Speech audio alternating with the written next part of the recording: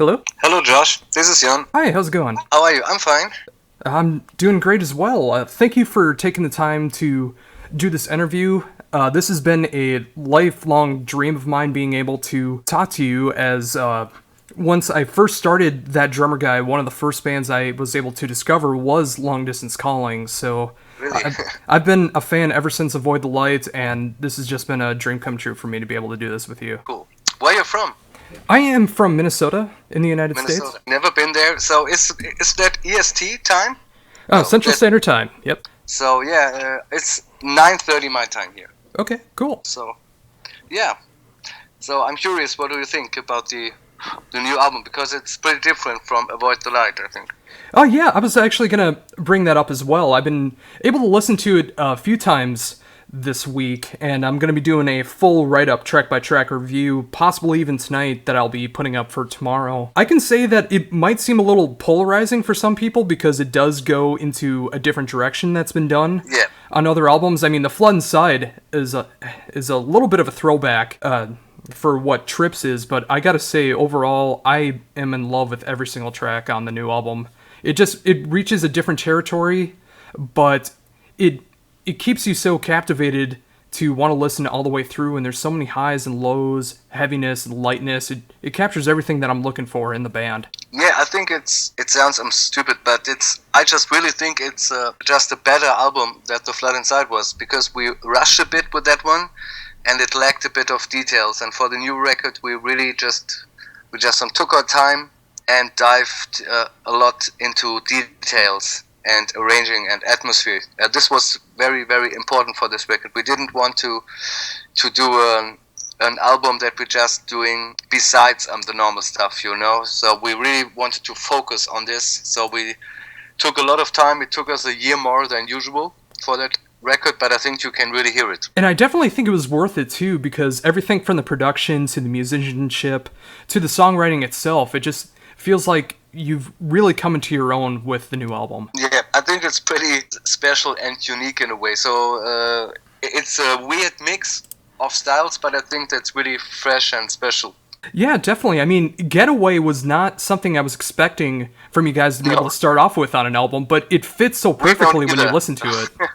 Yeah, so this was just like a jam experiment. We had the demo, which had like a bit of this 80s vibe, but then we went into the studio with the producer for the first time, and he really, really liked it. But he said, if we do that, let's do it right and do the real 80s sound and everything, and the whole production. And that's what we did. So we did a new version of the song, and it turned out really nice, and it's so much fun. I'm playing it. It's very groovy and out of the box. Oh yeah, absolutely. And I think it's a great motivator to keep listening to the album, because with this being such a different track than what you guys have done before, it leaves you wanting to know where you guys are going to keep going with the album. Yeah. So it's like a longer intro. And we just wanted to confuse a bit. So just that when you put on the record, that you think what the fuck is this? So and I really think it makes you curious to see what's going on with the other tracks. Absolutely. And of course, the first track that has been released for the new album was Lines. How did that come about to be the first track that you guys released? We just wanted to try something new for us, so we went out for the first time with a vocal song and with a pretty poppy, upbeat vocal song, which is very untypical for us. So we just wanted to make people talk, and of course it's a bit polarizing with the song, but that's what we knew up front. And I think it just shows that this is a brave album, probably, and not just repeating ourselves all the time. So it should make people curious. That's it. Oh, absolutely. And I gotta say, with Lines, it might be my favorite chorus that you guys have ever done. When I first heard that, it's I love the intro, I love the verse, but once the chorus came in, I fell in love with the whole song. Lines. Yeah. Yeah, it's a good chorus. It's very unusual for us. It's a bit I don't know, some said it sounds like a metal band like Mercenaries, some said it sounds like a Muse or whatever. So it's a bit different from what we've done before. To me, it just sounds like Long Distance Calling. I mean, that's what I've always loved about you guys, is I never usually hear you guys do the same material on an album. No. It always sounds like you're always trying to do something different so you guys can stay fresh, and that's what I've always appreciated about you guys. Yeah, I think that's a good thing, and I hope that that the people are open-minded, like you, it's totally okay, and I respect if bands are doing the same over and over again, because when it makes them happy and the fans, that's totally fine. We're just a band that we don't like to repeat ourselves all the time. Of course, we have our ingredients and our typical sound and style, of course, but we always try to reinvent us a bit from album to album. That's important for us, and every album sounds pretty different, I think. Yeah, and that's what I've come to expect from you guys. I mean, I wouldn't want you to do an Avoid the Light or Long Distance Calling 2 if your guys' hearts weren't into it. My favorite albums from a band are the ones where the bands are inspired and they feel like that they need to make an album that's going to make them happy, and hopefully the fans will enjoy it as well. And it definitely feels like Trips is going to be that way as well. Yeah, it's a very diverse album, for sure. So there's something for everyone, I guess, on the album, but you need to be open-minded. Oh, very much so. I mean, I could see some people finding this to be a very polarizing album, but for someone like me, it's something that's going to be absolutely up my alley, and at the end of the year, it's going to be one of my favorite albums of the year. Okay, cool. So that's it will be polarizing, but I think that's much better than okay, So yeah, I mean that's good. Yeah, that's going to be one thing that's disappointing to hear when you release a new album, and when you're playing a live show or you're hearing feedback online where you just hear that it's okay. Especially if someone enjoyed the previous material and they just say that it's okay. So that's the worst thing, I guess.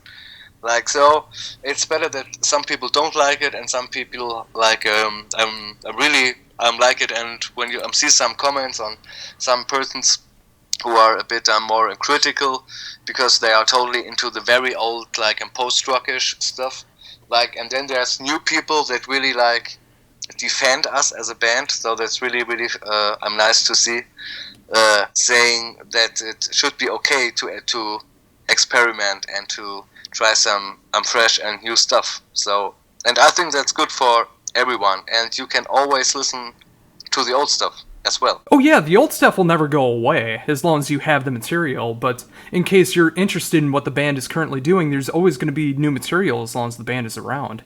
So going back to your last release, Nighthawk, was there anything that was that appears on Trips that was written during that time as well, or is everything that was written during that session just during Nighthawk? No. Both were completely separated and different sessions. So, for Nighthawk, this was a pledge music thing. So our record deal was expired, so we didn't had a record deal at that time, which gave us the freedom to try something. So, and then the people from Pledge Music approached us here if we want to do something, and we thought about it, and we said, yeah, well, let's do a complete instrumental jam EP, which was really, really crazy because that was a bit of a risk for us, because we really literally went into the studio without a single riff or idea. So, because this was the concept, and we just had a weekend. So, so we jammed 3 days from morning to night and recorded the best stuff. And this was the concept for Nighthawk. So that was extremely spontaneous as it gets. And for Trips, we just did the total opposite approach, and there was we took a lot of time for arranging and rearranging and songwriting actually, and diving into details. So that was a total different approach and a different session. Oh, very cool. So with that said, was there anything written during Trips that did not make it onto the album that might make it in the future? Never say never, but usually we don't use old stuff. It's it happens 2 or 3 times in 10 years that we use a riff or something that didn't make sense when we wrote it, but then a few years later when you write another song and something's missing and you don't know really what, and then you remember this old riff that makes perfect sense at that moment, but that happens very rarely, I would say. So, but we have a lot of riffs and ideas that we didn't use for Trips. So, yeah. Is there Let's see. is there any examples from the past catalog of those riffs that didn't work at the time that did end up on a release? Oh, I don't think so. Like, no, I really can't remember which riffs that was, but maybe on the self-titled, I think there was one or two riffs that were over from Avoid the Light, but that's it, I think. Okay. So, with Long Distance Calling being such a diverse band, how does that work in a live setting, being able to do something from the early days into doing what is on the new album? Does it feel fun and fresh to be able to play that diverse of a set, and does the crowd enjoy it just as much as you guys do? Yeah. I think it's really nice and cool to be able to play this different stages of the band and the different styles, and it's a lot of fun because you have a very diverse set, and then sometimes you can play a very old song that you haven't played in years. So that's what we did end of last year. We did a short run, like 5 or 6 shows in Germany as an evening with Long Distance Calling, which were complete instrumental shows, like 2 hours. So we played a lot of old stuff, like the last song, Beyond the Void, from the self-titled album, which we have played once before in all those years. So, and stuff like that. So we experiment a lot. And of course we will play new songs, but also old songs. We will always do. Does it mess with you guys at all? I mean, do you have to bring much more equipment, or are you guys able to play everything on the same bass, guitar, etc. when you're going from the older material into the new material? Well, we always had a laptop with us on future tours and everything, so there's not much of a difference. Maybe we bring a keyboard more or something. But the rest of the stuff can be done by the sound guy, like different drum sounds and also all that stuff. So we always write the way that we can reproduce it live as good as possible. So that should work. Have you had the chance to be able to rehearse any of the songs off titles yet for a live setting? Of Trips? Yeah, of Trips, yeah. We played Trauma on this short tour last year. End of last year we played Trauma, and we also played one song like 2 years ago, which was probably the first song that we had for the album, but this didn't make it on the album in the end, so which is a good sign, I think. But that's now as a bonus strip. It's called Echo. Yeah, that's it. Oh, very cool. I haven't had the chance to hear that one yet. I just got the standard promo for the album, but again, I'm enjoying everything that I'm hearing off of there. So that's an instrumental song that I think that was the first one we wrote for the album. And we recorded it, but then in the end it didn't make sense in the sequencing of the songs. So, and we decided for another song, which I think makes more sense. Oh, very cool. When you were playing that in a live setting, how was the crowd reaction for it all the way back then? Really good. We were a bit concerned, like it's very heavy for us and very modern and fresh and everything. So, but I think it's a good live song, so it really was really set nicely within the set that we played, so people enjoyed it, and it's a lot of fun to play because it's really heavy and stompy. And there's this mid part, which is a bit like Pink Floyd or whatever, and then again you have this slight Rammstein feeling. So it's a very stomping, heavy riff. So it's fun to play. Oh, very cool. So of course you guys have went through another lineup change again. Has there been anything about any solidifying of the lineup yet, or is that still in the works? When Martin stepped down, I know that he was still part of the album, but is he still going to be doing any live stuff with you, or are you guys just continuing on by yourselves, or has there been anything in the works to keep going with that? No, so he won't play the next shows with us. So, but there's all good. I had to talk with him like 2 or 3 days ago. It was just a decision for his life and his family and his job, so that's totally fine. So like the core of the band has always been like the 4 of us, and but we will be joined by Petter, by the vocalist on the tour. So but like the core of the band is the 4 of us. Very cool. Very cool. I'm glad to be able to hear that that hasn't impacted the band too much to whether you need to keep going or anything or not. I'm glad to see that that's not a big... as a 4-piece. Like most of the stuff is always written as a 4-piece. Like in the beginning from the band, like Raimut, like the old electronic guy in the band. Mm-hmm.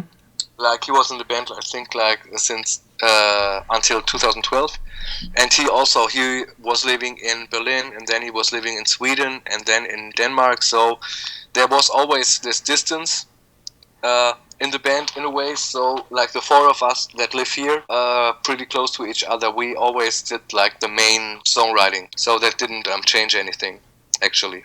Oh, very cool. So what are the current plans for the band for the rest of the year? To play as much as possible. Like we have a tour coming up now, then some festivals are still in the works, then we will do another tour in fall, and yeah, hopefully we will make it to the US someday. That would be like a dream, really. Oh. It's hard to tour, I've heard, and it's really expensive with all the visa stuff, but I really would like to do it at some point. Oh, and I would absolutely make it there too. Even if you guys are only able to do like a one-off appearance at a festival here in the States or something, I would be making it out just to see you guys, because I've been waiting since 2009 to be able to see you guys, and I would love to be able to make it happen. So for you, is it it's a development that we did that you can see why we did it? Like if you're into it since Avoid the Light, I think you said, right? Yes. So is that something you can consider, like our progression? I think that's interesting. Why and how we changed from album to album. I guess I can go a little bit into it. With Avoid the Light, I'd never heard anything done like that before. I've always wanted to hear that kind of post rock kind of sound with the more progressive kind of style, and it was a lot of great heavy moments on there too. And of course, The Nearing Grave is still one of my all-time favorite songs. And just being able to hear that style just flooded me with this kind of idea of being able to mesh genres together. And then when the self-titled came out, I noticed it was a little bit more heavier, a little more mainstream as well. And then you also got John Bush from Anthrax and Armored Saint on there as well, doing a fantastic job. And just all the way through there, it always feels like you guys are trying to keep like the core of the sound, being able to have a lot of atmosphere and soundscapes, and being able to write these riffs that really fit for the band, but you never compromise your sound. You never, at least to me, it never felt like you had to write songs to appeal to a more mainstream audience or a more metal side or more post-rock. You guys are just writing the music that feels like is meant to be for Long Distance Calling. Yeah, we're just us, so that's really it. Yeah, and that's what I'm hearing about Trips as well, because being able to hear like the 80s throwback, the more catchy, almost mainstream stuff, the more kind of a throwback to the older stuff as well in some moments, being able to just hear this collective of Long Distance Calling and knowing that you guys are just writing the music that you feel inspired to write at the time. Yeah, and I think like Flux, for example, like the last song, that's a very Long Distance Calling old school song. Like it's a very long, intense instrumental, and we really like to mix this up with new stuff. Oh yeah, and that with Flux, that's a great example. It's like I definitely hear like the self-titled and Avoid the Light in a lot of those moments, especially in the middle. I hear that a lot as well. Being able to hear the peaks and valleys instrumentally that's going on there, the highs and lows, like. Yeah. Again, just can't stress enough, you guys being able to write the music that you feel inspired to make, just you guys being Long Distance Calling. I couldn't ask for anything more. Thank you very much. So, which is your favorite track on the album? Or maybe two? Lines is definitely going to be one as well. I'm going to be playing that on my show next week, along with the interview. Flux is another great one as well that I keep going back to. Rewind is another one that I've been listening to a lot. I think that's my fave, actually. Rewind? Yeah. Yeah, that's a great track. That's really untypical for us, but I think this is Long Distance Calling with vocals. I think it's totally us. It's just a vocal song, but it's like the atmosphere and everything, and there's this weird middle part that no pop band would use, like 1.5 minutes, like very weird sounds, and then the chorus kicks in again, so it's very unusually written, but very accessible at the same time. Yeah, and I definitely think that Trips brings that style to it well. Like those that might be more of like a poppy or indie or post-rock kind of feeling. If they discover you guys from this album, they might be able to go back further in the catalog if they aren't familiar with you guys and be able to enjoy what you've done in the past as well. Yeah. It's what I personally totally like about bands is maybe that's why my favorite band is like Tool or A Perfect Circle or something like this. I totally dig, or Pink Floyd, bands that manage. So I don't want to compare us with those bands, but like the approach to combine complexity and weirdness with accessibility, you know. Yeah. So I think that's the it's the highest form of songwriting, I think. Yeah, I mean, being able to not be afraid of adding something in because it might be too weird or too experimental or too heavy or whatever the case is, and being able to find a way to make people who wouldn't normally listen to that style of music find something to catch onto and be able to enjoy it. So that's totally right. Well, while I was thinking about it, since Nighthawk was a completely improvised EP that you did for crowdsourcing, Yes. is there any chance of in the future that you'd make an album that completely has vocals on every song? Or do you like the idea of being able to have the instrumentals and vocals in the same album? That's a good question, and we really don't know. Like, we really never think about the next album until we start writing it from scratch. So, for me personally, I like it to have both. So, I'd say never say never. Maybe we will do a complete instrumental album at some point again. Maybe we will do a vocal album. Maybe we will do both. Maybe we will stick to the concept that we have right now. I really don't know. We're really open to whatever comes. Oh, very cool. So in a open behind it. oh, very nice. So in a non-long distance calling question, what are you currently listening to as far as music? There's a band called Daughter that I really like. It's a bit like wave dream pop stuff. There's a hip hop artist from the States. She's called Angel Hayes. Oh, yes. I really like the song Dark Places. It's amazing, I think. And then there's this American band that not a lot of Americans know, which is funny, like Dredg from California. Oh, I love Dredg. They're one of my favorite bands of all time. It's one of my favorite bands, actually. Yeah, El Cielo and Catch Without Arms are two of my favorite albums. That's right, man. I love those albums, like and Deftones, White Pony, A Perfect Circle, and all this stuff. So I really like this 90s, early 2000s stuff, as long as it's dark and heavy at the same time. But sometimes it has to be dark in a way, like most of the time. Like, I don't like this funny, too positive stuff. So, but it can be poppy, but I like the more dark side. So it doesn't depend. And I also like Entombed or old Pantera records, everything. So I have a very broad influence. And that's great to see too, and it definitely shines through in the music. Being able, like, I've heard a little bit of Dredg influence in the past. I've heard some of the heavier material, obviously in the earliest material of Long Distance Calling. I've heard that the most in there. Being able to show off your influences without sounding like you're ripping off anybody, it's really cool to see that. We toured with them like 5 years ago or something in Germany, and that was crazy. That was so cool. Oh, I would give anything to be able to see that in the States. Really, really nice guys. Yeah, he was... Okay. Oh, yeah. Oh, sorry? No, I just get another call for the next interview, so oh, sure. I just had to stop him. So, yeah. Oh, sure thing. You have any questions left? I was just about to wrap things up, so I guess that's good timing. Once again, I just wanted to thank you very much for taking the time to do this. Of course, I thank you. And before we wrap things up, is there anything else that you would like to bring up that I haven't brought up yet? I don't think so. So just spread the word, and people are open-minded, and check out Trips. So it's an album about traveling in your dreams and traveling time. It's an interesting idea and concept behind it, and I think the music's also interesting. Just check it out. Oh, fantastic. Cool. Thank you once again. Thank you very much. I'm Josh. Bye-bye. Bye-bye.